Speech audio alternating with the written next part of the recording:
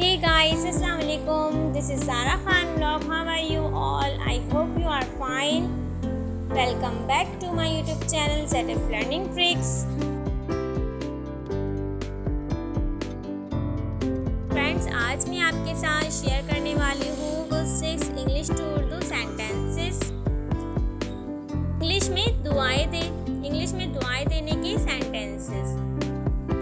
अल्लाह आप पर रहमत फरमाए, अल्लाह ब्लेस यू, अल्लाह आप पे रहमत फरमाए, अल्लाह ब्लेस यू, आप कामयाब हो, मे यू सक्सीड, आप कामयाब हो, मे यू सक्सीड, तुम्हारा सफ़र अच्छा रहे, हैव अ सेफ जर्नी, तुम्हारा सफ़र अच्छा रहे, हैव अ सेफ जर्नी, अल्लाह आपको सेहत दे, मे अल्लाह हील यू, अल्लाह आपको सेहत दे, मे अल्लाह हील यू, अल्लाह आपको सिला दे, मे अल्लाह रिवार्ड यू, अल्लाह आपको सिला दे, मे अल्लाह रिवार्ड यू, खुश रहे, स्टे हैप्पी, खुश रहे, stay happy.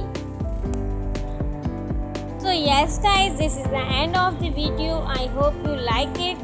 Stay connected with me for getting such content. So don't forget to like this video, subscribe our channel and hit the bell icon. So I will see you soon. Take care and keep smiling. Bye bye.